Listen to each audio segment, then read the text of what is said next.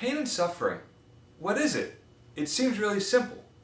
Hey, it's the Lawfather here, and let me talk to you about how we calculate pain and suffering and why it's not truly that simple.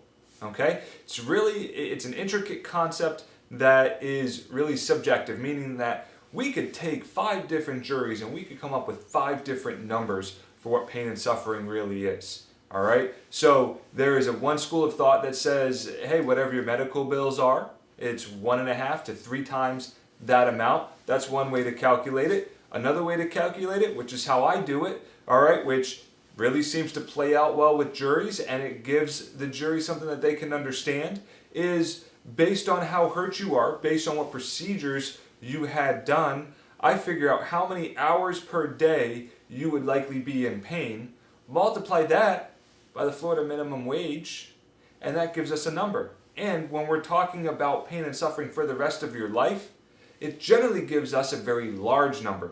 But what it also does, it also gives a rationale behind that number. That is not something that we just made up as we were sitting here talking to the jury or talking to a defense attorney or talking to an insurance adjuster.